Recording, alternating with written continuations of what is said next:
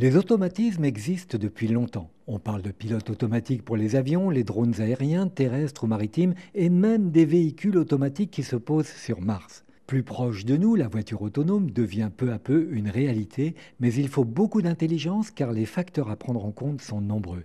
Michel Forissier, directeur technique et marketing chez Valeo. Les fonctions d'automatisation sont en train de se développer pour amener de la sécurité active avec des freinages d'urgence automatiques, du contrôle de trajectoire, de la régulation de distance par rapport à la voiture de devant. Et la voiture totalement autonome est plutôt à des usages professionnels pour de la livraison ou du transport de personnes. Avec une réglementation adaptée, notamment sur les responsabilités en cas d'accident, sans oublier qu'il faut se prémunir des risques de piratage, hacking ou interférence sur le pilote automatique. Une cinquantaine de pays ont adopté à l'ONU un règlement qui devrait accélérer la mise sur le marché des voitures autonomes, à certaines conditions comme une vitesse inférieure à 60 km/h, une boîte noire à bord ou encore une séparation physique entre les deux sens de circulation et de nombreux capteurs. Michel Forissier. En termes de sécurité active, ça utilise des capteurs à ultrasons, des caméras, des radars, des scanners laser qu'on appelle des lidars. Et donc, on intègre les données de tous ces capteurs-là dans un calculateur qui va proposer, par exemple, de contrôle de trajectoire ou de freinage d'urgence. Sachant que 98% des accidents sont dus à des erreurs humaines, on peut espérer se rapprocher du zéro accident. En attendant, Valeo développe des caméras qui, en filmant les clignotements des yeux, détectent une fatigue incompatible avec la conduite. Ou encore des caméras installées dans le camion qui vous précède et vous renvoient l'image de ce que voit le chauffeur, permettant ainsi de le doubler sans risque.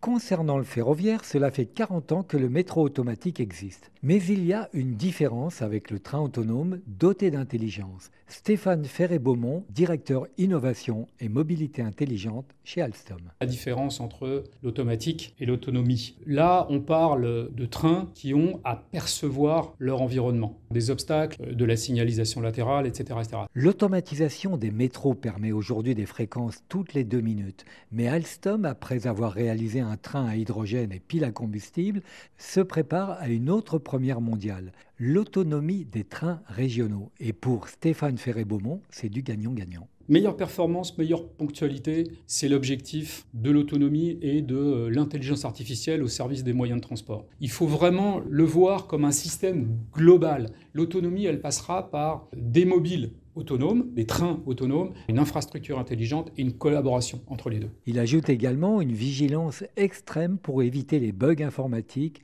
voire les cyberattaques. L'autonomie des véhicules de transport de personnes ou de marchandises devront faire appel à un système de signalisation globale qui intègre également la route intelligente ou la signalisation urbaine censée fluidifier le trafic. Christophe Liénard, directeur de l'innovation du groupe Bouygues. Une fonction de signalisation dynamique sur la route, adaptée en fonction des usages que l'on veut faire sur cette route. On sent bien qu'à la fois sur des aspects de sécurité, mais également de gestion du trafic, ça va être un élément clé demain. De bonnes informations auraient pu éviter le plus gros embouteillage du monde à Pékin en 2010, des voitures bloquées pendant 12 jours sur 100 km. Pour conclure, les voitures, les trains, les bus, les tramways, les véhicules utilitaires et même les poids lourds se passeront un jour de conducteur. Pour les avions sans pilote, ça prendra un peu plus de temps, même si des drones de la taille d'un Airbus sont déjà opérationnels. L'intelligence artificielle, qui d'après Woody Allen restera toujours préférable à la bêtise naturelle,